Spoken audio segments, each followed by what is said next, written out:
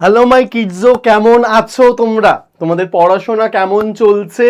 সামনেই মাধ্যমিক এবং তোমাদের যেটা কোয়ারি থাকে সেটা হচ্ছে রাইটিং নিয়ে। তো আমাদের রাইটিং সেশন তো চলছেই। আগের দিন আমরা এডিটোরিয়াল লেটার শিখেছি। তো আজকের ক্লাসে আমরা যেটা আলোচনা করব, আমি বলেছিলাম যে এডিটোরিয়াল লেটার পড়েই গেছে, সেটা আমি বলেছি আগের ক্লাসে। আজকে যেটা বলবো সেটা হলো প্রসেসিং। এটা পড়ার চান্স আছে প্রচুর পরিমাণে, highly chances that processing writing পড়বে। এবারে প্রসেসিং রাইটিং কিন্তু এক ধরনের প্যারাগ্রাফি। তো প্যারাগ্রাফ পড়ার কিন্তু অনেক পরিমাণ চান্স রয়েছে যে প্যারাগ্রাফ একটা না একটা পড়বে। তো প্যারাগ্রাফের মধ্যে প্রসেস রাইটিং আছে, বায়োগ্রাফি আছে, এগুলো কিন্তু সব প্যারাগ্রাফের ভাগ। তো প্যারাগ্রাফের মধ্যে যে প্রসেস রাইটিং পড়বে তারও কিন্তু অনেকটাই চান্সেস আছে। তার জন্য কিন্তু প্রসেস রাইটিং আমাদের সবাইকে খুব খুব ভালোভাবে শিখতে হবে। এবং প্রসেস রাইটিং ব্যাপারটা খুবই ইজি। আজকে আমি একটা ফরম্যাট দেবো, যেমন আগের ক্লাসে এডিটোরিয়াল লেটারে দিয়েছি যে এক ফরম্যাটেই বাজিমাত। একটি ফরম্যাট থেকে তুমি যে কোনো লেটার লিখতে পেরেছিলে, যে কোনো এডিটোরিয়াল লেটার লিখতে পেরেছিলে। আজকের ক্লাসে একটাই প্রসেস রাইটিং করবে এবং এই একটাই ফরম্যাট দেবে, এবং সেই ফরম্যাট থেকে তোমরা যে কোনো হাজার লাখ খানেক প্রসেস রাইটিং কিন্তু লিখতে পারবে। তাহলে চলো বেশি কথা না বলে আজকের ক্লাসটা শুরু করা যাক। তাহলে প্রসেস রাইটিং জানার আগে, মানে করার আগে, আমরা জেনে নিই যে প্রসেসটা ব্যাপার কি। What is process writing? Process writing ব্যাপারটা কি? তাহলে কি দেখো, বলছে process writing is a type of writing that explains how something is done, how something is made, or how something happen step by step in a clear and logical order. তাহলে process writing খুবই সহজ, মানে বাংলায় যদি আমরা process writing বলা হয় তাহলে বলবো প্রক্রিয়া। কোনো কিছু কিভাবে কোনো কিছু ঘটছে, কোনো কিছু কিভাবে তৈরি হচ্ছে, সেই প্রসেসটা, সেই প্রক্রিয়াটাকেই যখন আমি সুন্দরভাবে ধাপে ধাপে লিখবো সেটাকেই আমরা প্রসেস রাইটিং বলতে পারবো। যেমন ধরো এই ভিডিওটা কিভাবে শ্যুট করা হচ্ছে সেটাও কিন্তু একটা প্রসেসের মধ্যে পড়ে। একটা ফর্ম কিভাবে ফিল আপ করা হচ্ছে সেটাও প্রসেসের মধ্যে পড়ে। একটা সাবান কিভাবে তৈরি হয়, একটা ঘর কিভাবে তৈরি হয়, একটা বই কিভাবে ছাপা হয়, প্রত্যেকটা জিনিস যেগুলো হচ্ছে ঘটছে সেগুলোর তো একটা নির্দিষ্ট স্টেপ আছে। তো স্টেপ ওয়াইজ যখন আমি সেটাকে সুন্দরভাবে লিখতে পারবো সেটাই হলো প্রসেস রাইটিং। একদম সোজা ব্যাপার। It is commonly used in schools to describe everybody process like how tea is made, how newspaper are published, how a building is constructed, etc. এবারে স্কুলগুলোতে যেমন আমরা প্রসেস রাইটিং শিখি, সেটা হচ্ছে যে কিভাবে চা তৈরি হয়, কিভাবে খবরের কাগজ প্রকাশিত হচ্ছে, কিভাবে বিল্ডিং তৈরি হচ্ছে, এই ব্যাপারগুলো যখন আমরা ধাপে ধাপে লিখবো সেটাই কিন্তু আমরা প্রসেস রাইটিং বলবো। এবারে চলো, প্রসেস রাইটিং এর কিছু রুলস আছে, যে রুলসগুলোকে কিন্তু আমাদের খুব সুন্দরভাবে মেনে চলতে হবে। তো সেই রুলসগুলো কি কি? ফার্স্ট রুল যেটা বলছে, সুইটেবল হেডিং। একটা আমাদের ব্লক লেটার্স যে প্রসেস রাইটিং আমাদের দেবে তার কিন্তু আমাদের কি থাকবে, তার কিন্তু আমাদের স্টেপগুলো দিয়ে দেবে। মানে আমাদের পরীক্ষার প্রশ্ন কিভাবে পড়বে, পরীক্ষার প্রশ্নতে আমাদের একটা হিন্ট দিয়ে দেবে, বা আমরা বলতে পারি আমাদের হচ্ছে যে ধাপ কিভাবে ঘটছে সেই ধাপগুলো একটা হিন্ট আকারে দিয়ে দেবে। তো আমাদের কি করতে হবে, হিন্টগুলো পড়লে আমরা বুঝতে পারবো যে কিভাবে কিসের প্রসেস রাইটিং লিখতে বলছে। তো সেই হিন্টসগুলো পড়ার পরে আমাদের আগে কি করব, আমরা একটা হেডিং, সুইটেবল হেডিং কিন্তু দেব। তারপরে কি বলবো, আমরা ইন্ট্রোডাকশন আমাদের একটা লিখতে হবে। ইন্ট্রোডাকশনে আমাদের 1 থেকে 2টো সেন্টেন্স হচ্ছে আমরা ইন্ট্রোডাকশনে লিখব। আমাদের 1 থেকে 2টো সেন্টেন্স আমাদের ইন্ট্রোডাকশনে লিখতে হবে। 3 নাম্বার আমরা কি করব, use the passive voice of the verb in simple present tense.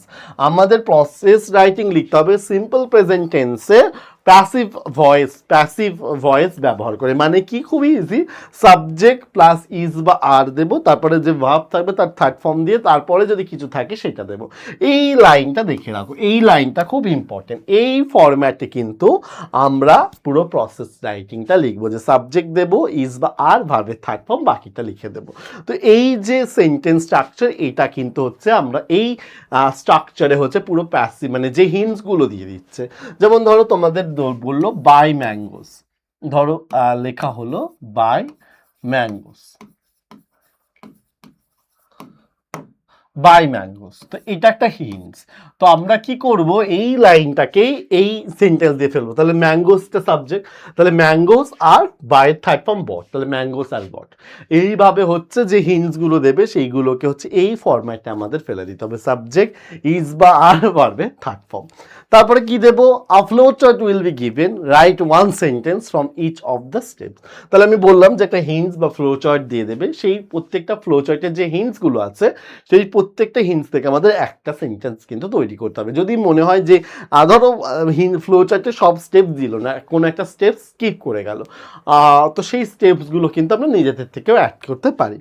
আচ্ছা, the sentences are to be tied up by the linkers. তো এবার এই যে প্রত্যেকটা হিন্টস দিয়ে দেবে, সেই হিন্টসগুলো থেকে আমি একটা সেন্টেন্স বানাবো। প্রত্যেকটা সেন্টেন্সের আগে আমাদের একটা করে লিঙ্কার্স ইউজ করতে হবে। প্রত্যেকটা সেন্টেন্সের আগে একটা করে লিঙ্কার আমাদের ইউজ করতে হবে। কি কি linker? At first, now, then, next, after that, thereafter, later, at last, finally, et cetera. এই লিঙ্কারগুলো আমরা কিন্তু ব্যবহার করতে পারি। ফার্স্ট প্রথমেই যে সেন্টেন্সটা করবে, প্রথমেই হচ্ছে অ্যাট ফার্স্ট হচ্ছে প্রথমে যাবে, আর ফাইনালি বা অ্যাট লাস্ট এই দুটোর মধ্যে যখন একটা লাস্টে যাবে।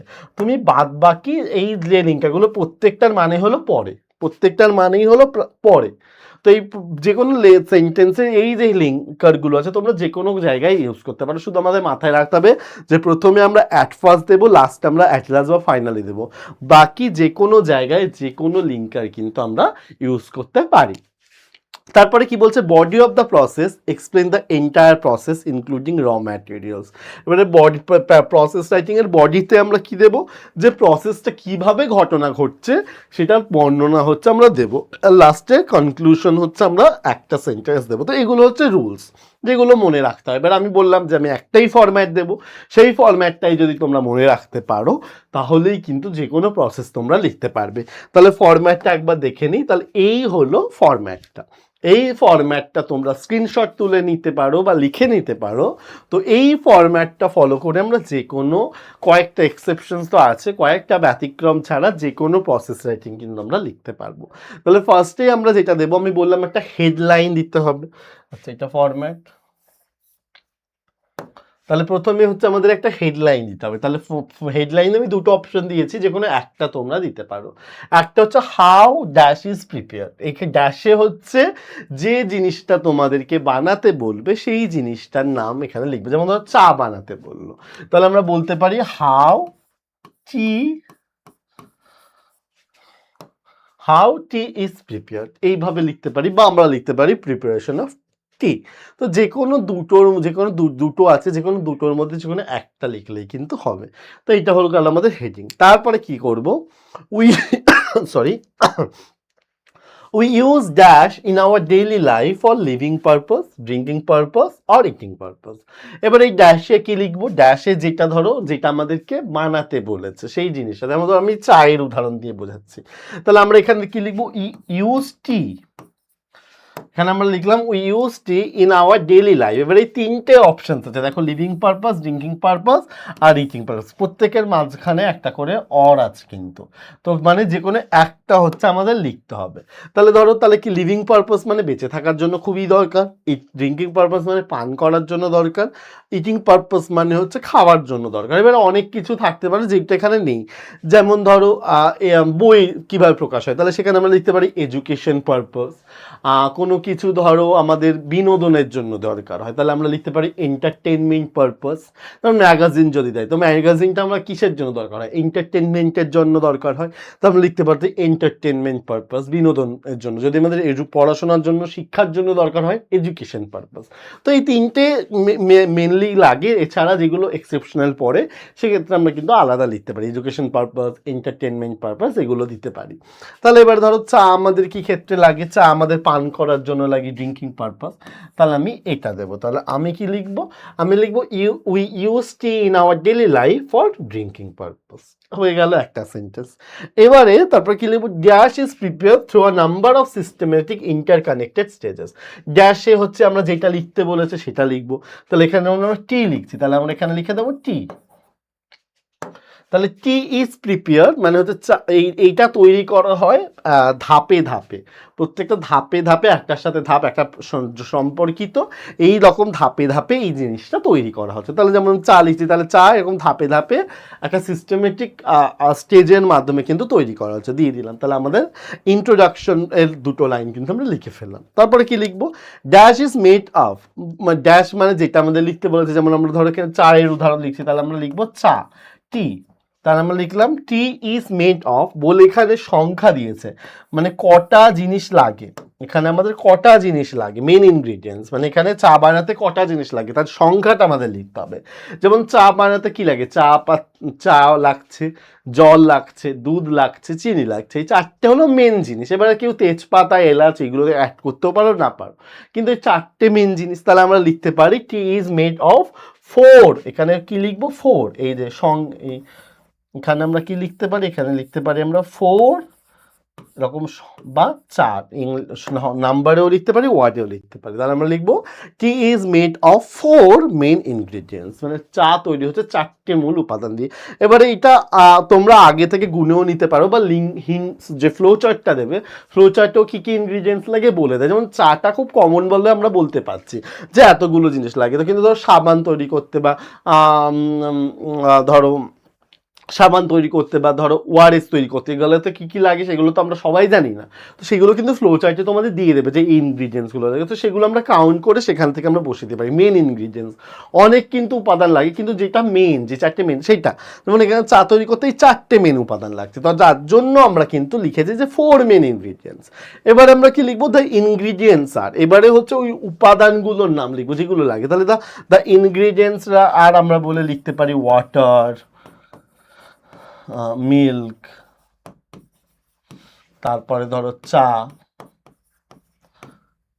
তারপরে ধরো টি লিভস, চা পাতা, ঠিক আছে, তারপরে ধরো টি লিভসের পরে ধরো আর কি লাগছে, সুগার অ্যান্ড সুগার বা সুগার বলে এটসেট্রা। তাহলে এই যে 4টে মূল উপাদান, সেই 4টে মূল উপাদান হচ্ছে আমাদের এখানে লিখতে হবে। তো এটা গেল আমাদের ইন্ট্রোডাকশন একটা পর্ব। এরপরে আমাদের কি করব, ফার্স্ট যেটা সবার ক্ষেত্রে প্রায় একই থাকে, যে at first the ingredients are collected from local market shop or nature. এবারে অনেক সময় ফ্লো চার্টে ফার্স্টই হিন্ট থাকে বাই, মানে কেনা, জাস্ট এরকম থাকে বাই মানে কিনতে হবে। তাহলে এখানে আমি এই উপাদানটা দিয়ে দিচ্ছি, তখন সেখানে কালেক্টেড না করে সেখানে বায়ের থার্ড ফর্ম বট আমরা করতে পারি। তাহলে আমরা ফার্স্ট কি করবো, অ্যাট ফার্স্ট দ্য ইনগ্রিডিয়েন্টস আর বট বা কালেক্টেড ফ্রম লোকাল মার্কেট। কোথান থেকে কিনবে, লোকাল মার্কেট থেকে যদি কেন, লোকাল মার্কেট সব বা নেচার থেকে, মানে ডাইরেক্ট যদি নেচার থেকে কালেক্ট করি, তো জেনারেলি নেচার থেকে আমরা ডাইরেক্ট কালেক্ট করি না, তাহলে মার্কেট বা শপ থেকে কিনলাম। এরপরে আমি কি বলবো, এই যে লিঙ্কারগুলো দিয়ে নেক্সট যেটা সাবজেক্ট থাকবে, ওই মানে হিন্টসের এই যে একটা ধরো বয়েল, ধরো হিন্টসে আছে বয়েল ওয়াটার, এটা একটা হিন্টস। তো এর মধ্যে আমরা কি করব, এর মধ্যে আমরা সাবজেক্ট খুঁজবো যে জল ফোটাতে হবে, তাহলে সাবজেক্ট কি জল, তাহলে নেক্সট ওয়াটার, এটা সাবজেক্টটা বসিয়ে দেবো। তারপরে ওয়াটারের পরে আমরা কি দেবো, ওয়াটারের পরে ইজ যায় আনকাউন্টেবল, তাহলে ওয়াটার হিসেবে বয়েল আছে, ভার্ব, বয়েলের থার্ড ফর্ম কি বয়েল, এই যেখানে ড্যাশ মানে এখানে আমাদের ভার্বের থার্ড ফর্ম বসাতে হবে, তাহলে আমরা বলতে পারি ওয়াটার ইজ বয়েলড, আমরা বলতে পারি ওয়াটার ইজ, তাহলে নেক্সট ওয়াটার ইজ বয়েলড। তারপরে দেন দ্য বলে যেটা আমাদের সাবজেক্ট থাকবে সেটা দিয়ে ড্যাশ বা দিয়ে তার থার্ড ফর্ম, আবার দেয়ার আফটার বলে সাবজেক্ট দিয়ে ভার্বের ইজ বা আর দিয়ে ভার্বের থার্ড ফর্ম। এইভাবে যতগুলো ফ্লো চার্টে যতগুলো হিন্টস থাকবে সবগুলো এরকম একটা করে লিঙ্কার যোগ করে ইজ আর দিয়ে ভার্বের থার্ড ফর্ম করে, বা তারপরে যদি এক্সট্রা কিছু থাকে সেটা ধরো বয়েল ওয়াটার কেয়ারফুলিটা এক্সট্রা, তাহলে আমরা লিখবো next water is boiled carefully, এই যে এক্সট্রাটা পরে লিখে দেবো। এই করে করে আমাদের পুরো ফ্লো চার্টে যতগুলো হিন্টস আছে প্রত্যেকটা থেকে আমরা এক একটা সেন্টেন্স লিখলাম। লাস্টে আমরা কি করব, ফাইনালি বলে ড্যাশ মানে যেটা এখানে ধরো চা, তাহলে finally T is ready for use বা মার্কেটিং বা সার্ভ বা ড্রিঙ্কিং অর ইটিং, যে কোনো একটা। তাহলে ধরো এখানে চা কিসের জন্য, ড্রিঙ্কিং এর জন্য, তাহলে finally T is ready for drinking, যে কোনো একটা হচ্ছে আমরা এখানে দিয়ে দেব। তাহলে এইভাবে কিন্তু আমরা এই ফরম্যাটটা ইউজ করে কয়েকটা ছাড়া, মানে কয়েকটা এক্সেপশনাল আছে, সেইগুলো ছাড়া কিন্তু যে কোনো প্রসেস কিন্তু আমরা এই ফরম্যাটে লিখতে পারবো। ঠিক আছে, এই হলো আমাদের প্রসেস রাইটিং এর ফরম্যাট। এবারে চলো একটা আমরা উদাহরণ দেখে নিই কিভাবে আমরা লিখবো। তো এইটা হচ্ছে আমি আমার মতো করে লিখেছি, ফরম্যাট মেনটেন করিনি, তোমরা চেষ্টা করবে ফরম্যাট মেনটেন করে লেখার। তো এখানে কি বলছে দেখো, use the flow chart and describe the preparation of mustard oil within 100 ওয়ার্ডস। তাহলে এখানে আমাদের কি বলছে যে 100 শব্দের মধ্যে একটা মাস্টার্ড অয়েল, সর্ষের তেল কিভাবে তৈরি হয় সেই সর্ষের তেল তৈরির পদ্ধতিটা কিন্তু আমাদেরকে এখানে লিখতে হবে। তাহলে এখানে হিন্টস দিয়ে দিয়েছে দেখো, সিডস কালেক্টেড, প্রথমে সিডস যেগুলো আছে দানাগুলো কালেক্ট করতে হবে, ড্রাইড সেগুলোকে শুকাতে হবে, ক্রাশ করতে হবে, পিসতে হবে ইন আ মেশিন, একটা মেশিনে। দেন বলেছে আ লিটল ওয়াটার অ্যাডেড, একটু জল যোগ করতে হবে, অয়েল এক্সট্রাক্টেড তেল বার হবে, অয়েল কেক সেপারেটেড, তার মধ্যে অয়েলের কেকস মানে হচ্ছে যে জল বা দানাগুলো থাকলো সেগুলো আলাদা করতে হবে, অয়েল কেপ ইন কন্টেনার তেলটা একটা কন্টেনারে রাখতে হবে, সিল্ড সেটাকে সিল্ড করতে হবে, ready for use and sale, তো ব্যবহার এবং বিক্রি করার জন্য রেডি আছে। তাহলে এইটা কি হলো, এটা দিয়ে দিল আমাদের একটা হিন্টস দিয়ে দিল। এবার এই আমরা হিন্টসটাকে কাজে লাগিয়ে আমরা কি করতে পারি, আমরা হচ্ছে লিখতে পারি প্যারাগ্রাফটা। তাহলে যেমন ধরো এখানে লিখেছে, কি লিখেছে, প্রিপারেশন অফ মাস্টার্ড অয়েল, একটা মাস্টার্ড অয়েল কিভাবে তৈরি করা হচ্ছে তার পদ্ধতি। তাহলে কি বলছি, mustard oil is use in our daily life for cooking and other purposes. তাহলে সর্ষের তেল আমাদের জীবনে লাগছে রান্না এবং অন্যান্য কাজে। It is prepare through a number of systematic stages, এটা তৈরি হচ্ছে এক একটা ধাপে ধাপে, যেটা পুরোটাই দেখো আমরা কিন্তু আগের হিন্টসে পড়েছি, মানে আগে আমাদের ফরম্যাটে পড়েছি।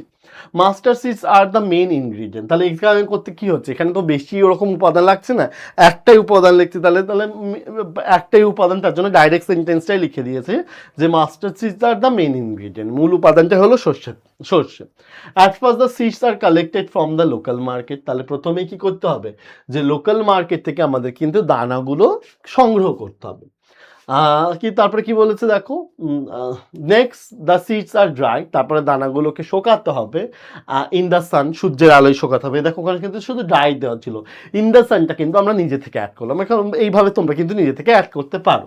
তারপরে দেন দে আর ক্রাশড ইন আ মেশিন, তারপরে সেগুলোকে এখানে আমরা মাস্টার সিড না করে তারপর নাউন ইউজ করেছি, দে তোমরা করতে পারো।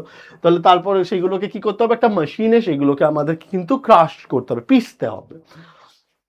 তারপরে কি বলছে, thereafter a little water is added, তারপরে হালকা জল অ্যাড করতে হবে, ঠিক আছে, মেশাতে হবে, অ্যান্ড অয়েল ইজ এক্সট্রাক্টেড, এবং তেল বার হয়ে আসবে। Later the oil cakes are separated, তারপরে কি করতে হবে, অয়েল কেক যেগুলো আছে সেগুলোকে আলাদা করতে হবে। After that the oil is kept in a container, তারপরে তেলটাকে একটা আলাদা পাত্রে রাখতে হবে। Finally the containers are sealed and mustard oil is ready for use and sale, অবশেষে কন্টেনারকে সিল করতে হবে এবং আমাদের সর্ষের তেল তৈরি, ব্যবহার এবং বিক্রির জন্য।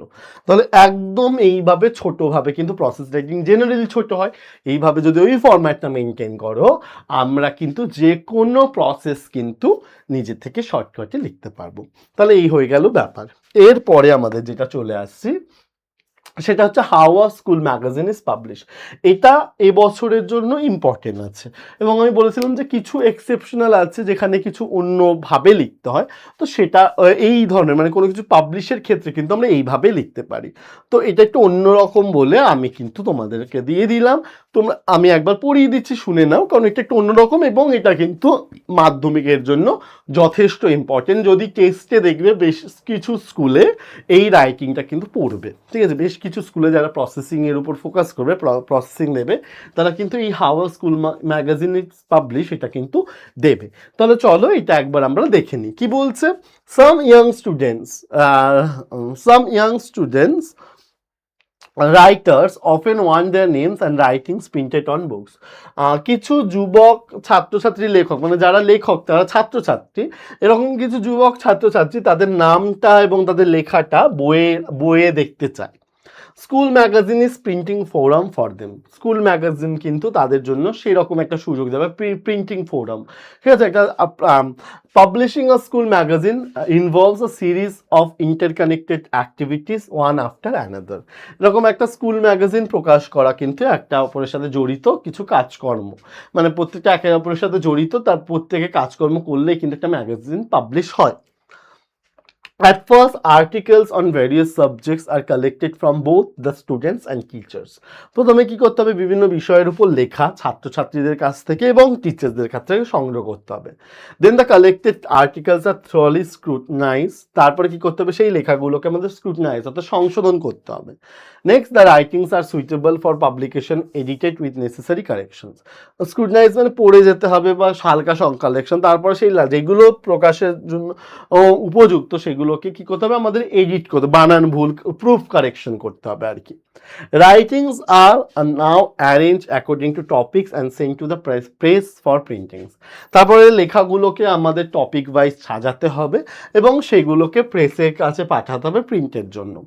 After that proofs are corrected and sent again for the final printing. তারপরে প্রুফ কারেকশন হবে এবং সেটা ফাইনাল প্রিন্টিংয়ের জন্য আবার পাঠানো হবে। Now the copies of school magazines are printed and distributed among teachers, students and others. তারপরে কি হলো, স্কুল ম্যাগাজিন প্রকাশিত হয়ে গেল এবং সেটা ছাত্রছাত্রী, টিচার্স এবং অন্যান্যদের মধ্যে ভাগ করে দেওয়া হলো। এইভাবে কিন্তু আমরা খুব সুন্দরভাবে, এটা কিন্তু খুব ইম্পর্টেন্ট, তোমরা চাইলে লিখে নিতে পারো বা স্ক্রিনশট তুলে নিয়ে নিতে পারো, তাহলে কিন্তু তোমরা এটা দেখতে পারো। অবশ্যই চেষ্টা করো নিজে নিজে লেখা, যেমনটা আমি বলে দিলাম ফরম্যাট, এটাও কিন্তু তোমরা নিজে থেকে লিখতে পারো। যারা একটু দুর্বল ছাত্রছাত্রী তারা এটা অল্প করে মুখস্থ করেও যেতে দেখো, বারবার দেখতে থাকলে কিন্তু মুখস্থ হয়ে যায়। এবারে হচ্ছে আমাদের যেটা সব থেকে ইম্পর্টেন্ট, যে মাধ্যমিক 2027 জন্য কোন কোন প্রসেসগুলো খুবই ইম্পর্টেন্ট, কোনগুলো তোমরা প্র্যাকটিস করবে মাধ্যমিক 2027 জন্য। তাহলে এই যে কিছু আমি বলে দিলাম টপিক, এই টপিকগুলো যদি তোমরা প্র্যাকটিস করো, যদি খুব ভালো হয় এখান থেকে পড়ার চান্সেস, যদি প্রসেস পড়ে এখান থেকে পড়তে পারে, আর যদি নাও বা পড়ে, তোমরা যদি রেগুলার প্র্যাকটিস করো, যে কোনো প্রসেস রাইটিং পড়লেই কিন্তু তোমরা এই করতে পারবে, নিজেরা লিখতে পারবে। Practice makes a man perfect, এইটা কিন্তু এখন আর আমরা বলি না, এখন বলি practice makes a man progress. ঠিক আছে, প্র্যাকটিস করলে কিন্তু মানুষ এগোয়, পারফেক্ট হয় না। তো আমাদের পারফেক্ট হওয়ার দরকার নেই, আমাদের প্রগ্রেসের দরকার আছে।